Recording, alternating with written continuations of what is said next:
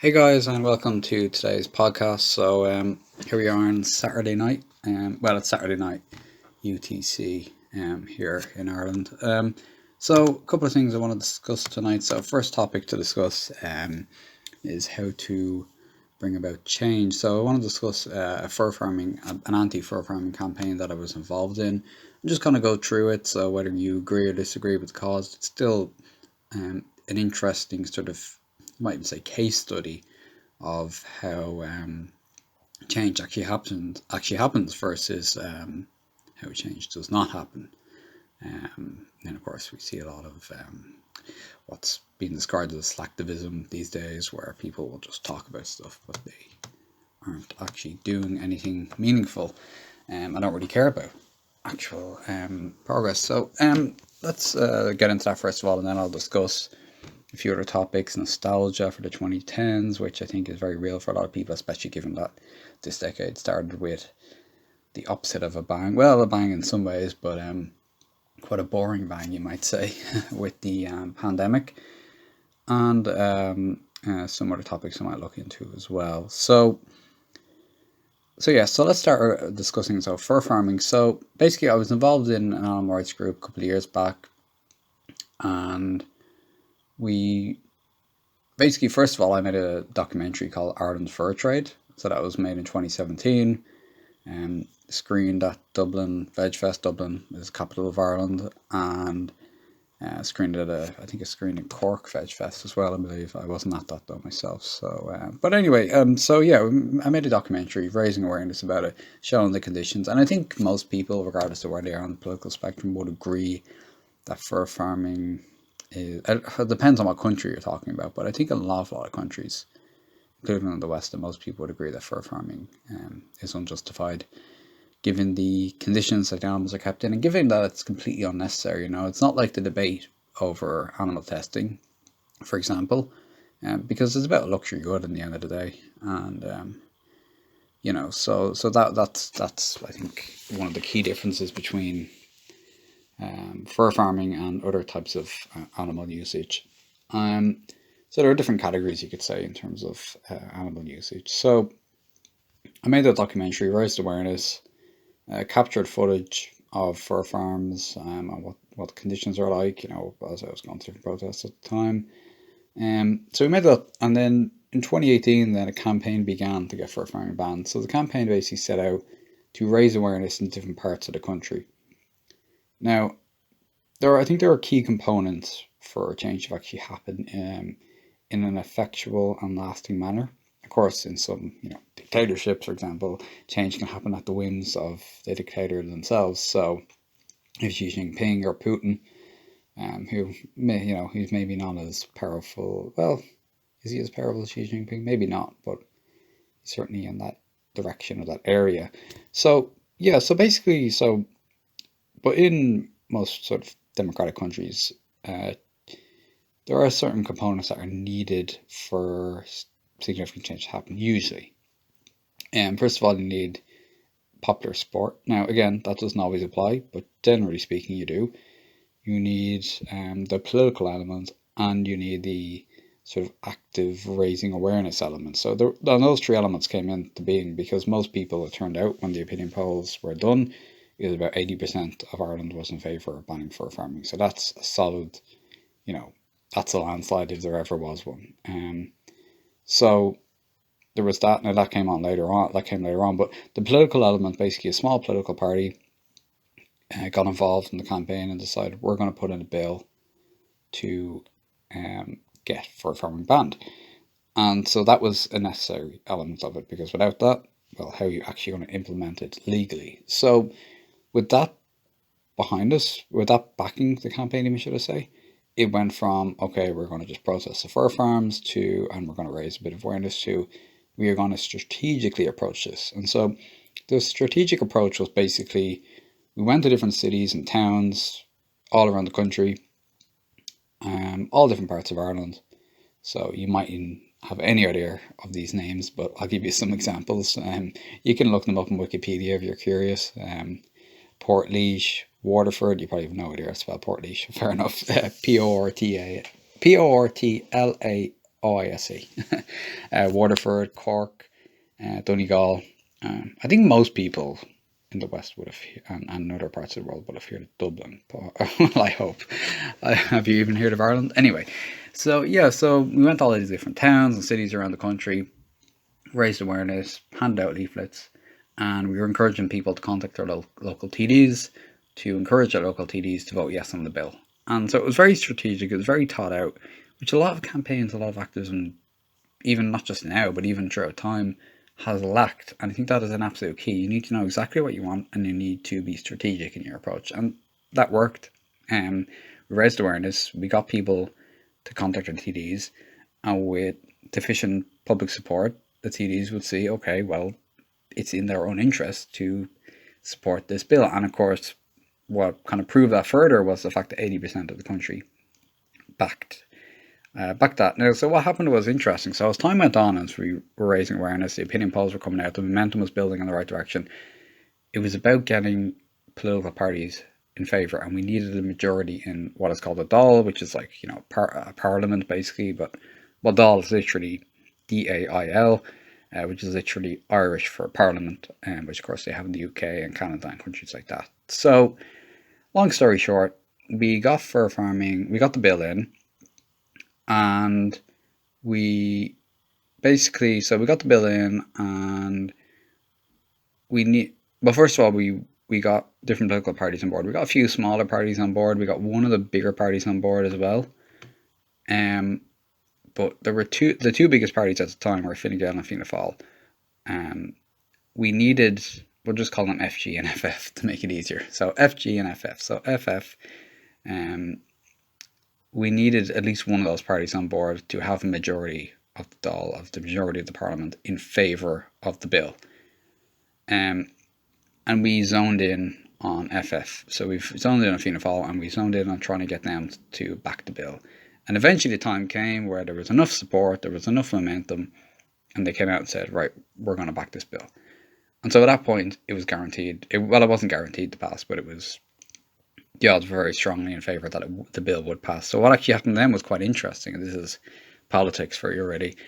The governing party at the time, or at least I think they were part of a coalition, Fine Gael, FG, were the only major party not to back the bill. And what happened there was the Minister of Agriculture, who was part of that party, he basically came out and said, okay, he's going to sign in, because he was the Minister for Agriculture.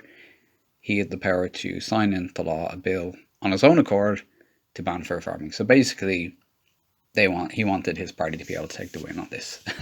So that's politics, really, isn't it? But it worked. In the end of the day, the goal was get fur farming banned, and that's how it was achieved. So it does it highlights a lot of interesting points. I mean, it shows what works. It shows the ingredients that might be necessary to achieve change. But also it emphasizes how politics works. How a lot of politicians, sadly, for better or worse, well, it's kind of not a good thing, really, is it? It's not ethics, it's not consistency, it's not their inherent values that are driving them. It's the winds of which way the wind is blowing, And of course, we saw that a lot, for example, with like Barack Obama, for example, or even Trump. We saw that a lot with different politicians in America and in different countries around the world. But in some ways, it's better to, obviously, we want that to change, but in the meantime, it's better to just, acknowledge, that's the reality of it. That is the truth. And that is, this is how politics works. So we might as well make the best of that crappy system to bring about change. It's like, because in the end of the day, you'd rather the change happen than not. So that's basically how we ended up achieving it. And the phase out is actually being implemented right now. So the bill, or the time of the bill, it was the law that was signed in by the Minister of Agriculture, was signed off in summer 2018, and now in spring 2021, the phase out is taking place. So I think it will be there's an expectation that fur farming will be completely shut down in the country by the end of the year. There's only 3 fur farms left, And for all I know, for all we know, one or two of them, or even three of them, could be shut down already and haven't made an announcement. So yeah, that's basically how that happened. And so it was an interesting sort of case study, I suppose, of how change actually happens. So I was heavily involved in that kind of campaign, so I saw kind of a lot firsthand of like how things really work, and what really achieves things. And it's it involves a lot of work, but the ingredients and the strategies are relatively straightforward. The commitment is the main thing, and there's a lot of you have people on social media like ranting about different points, whether they're right or wrong. The point is, in the end of the day, you know, people overvalue social media in general, they really do. They think that, it's strange. The world is a strange place with social media nowadays. It's people treat it more like it's the real world, and it's like, it's important not to lose touch with reality. Social media is appealing, it's useful. It does have real world consequences, obviously, but it's still not the real world in the end of the day, is it now? And social media, yes, it was a component of that ban for a farming campaign, but the real world component was far more important. Yes, there are posts made on social media to raise awareness, but most of the activism, most of the work took place in the real world. So, you know, handing out leaflets on the street, but now obviously can't, during COVID, but at the time, it was kind of like 2018, it was, handing out leaflets on the street, putting the leaflets into stores and pubs and places, well, bars, pubs we say here more so, and different places like that, different stores, different businesses, tattoo parlors, etc. So we put in, leaflets there, and then of course we needed the real world element of politicians getting on board. And yeah, sure, the internet played a significant role, because in the end of the day, the main way that people were contacting local TDs was presumably by email. Some were making calls, but at the end of the day, social media played a meaningful, significant, but not the key role in it. And I think that's important for the world in general. But I think, this is kind of leading into a slightly different topic, social media in general. I think society is just going to continuously lose touch with reality as the years go on. It's kind of sad to say. It disappoints me, and it makes me a bit sad thinking about that. Like, I use social media, but I don't use Facebook and Twitter nearly as much as I used to. I consider YouTube quite different. You don't have to scroll through nonsense. You can actually engage with, topics that are intellectual and interesting. So it's quite different. I think YouTube is fundamentally different to Facebook, Twitter, Snapchat, and so on. Even WhatsApp's quite different, because you can just engage with people, your closest friends or whatever. So anyway, long story short, yeah, I think social media, there's a lot of problems with it, and I think, I don't want to sound pessimistic, but the honest truth is, I think people are just going to lose touch with reality more and more. And you've kind of seen that in my future history predictions, virtual worlds, kind of like the Matrix, and people living in virtual realities and digital emotions and everything. I think it's inevitable. I think that's how it is. But thankfully, we all have individual freedom rights, so we can choose how we deal with the world as it moves towards a more technological world as time goes on, and people get lost in the virtual more and more. As individuals, we can choose what we do. We can choose to read books. We can choose to put our phone down and, have a real engagement with someone. We can choose to spend a whole day without social media. We can choose to spend continuous. We could choose to leave social media. We can choose. There is individual choices. So don't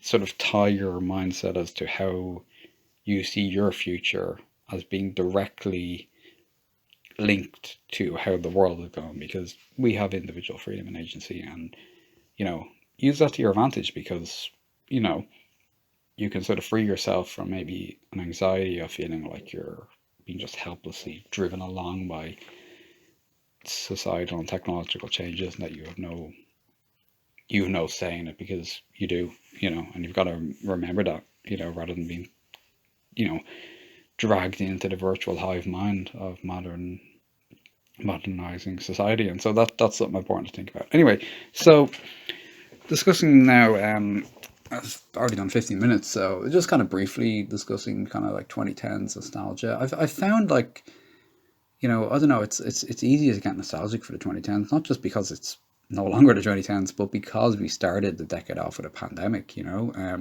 So it's made it feel like the 2010s was the sort of the free, like a free era, and the 2020s it's a caged era. Of course, by the end of the decade, with presumably things going back to normal, later this year or in 2022, I mean, things are already heading in a normalized direction in a lot of places around the world for sure. Um, Unfortunately, we've been a bit slower here.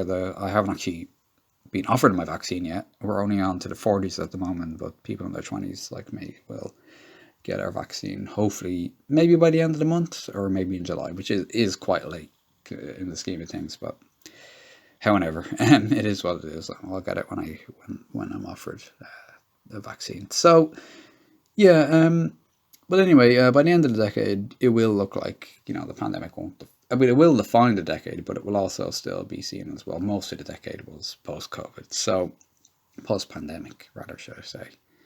Um, but yeah, it's been a difficult time for the whole world, really, hasn't it? And the 2010s does feel very nostalgic now. But we have to try to cope with that and say, well, look, there's a new decade, there's new times ahead, new eras ahead, new years ahead, and when freedom returns, we just make the best of it and make it, the best of what's to come. And that's the most sensible approach. It's a difficult approach to take, but it is the best approach to take. So yeah, that's pretty much kind of what I think about that. Then I'll be listening to music. I have feel good music playlists, which you can find on my channel. Most of them are public, I believe. If not all of them, and I listen to songs from like 2015, 2016, 2017, 2018, and kind of just like, it kind of brings you back kind of to different times. Nostalgia is one hell of a drug, isn't it? Anyway, so yeah, I'll be making new hypothetical scenarios soon. Very busy at work lately. I've been working around the clock. I've been doing a lot of work, writing, editing, social media management for our clients, so a lot going on. But I'm enjoying having more work. It's a lot to do, but I'm very glad to have a lot of work, keep me busy, keep me going, and to develop my career and make progress from here. So that rhymed. Yeah. So look, life goes on and move forward from here. Anyway, listen. Thanks for listening, tuning in, shall we say, for this podcast. I'll make more again at some point. I can't really set a date, on when, because I'm just so busy. But when I can, I probably will. All right. Anyway, enjoy your Saturday night. Take it easy, and I'll chat with you again soon.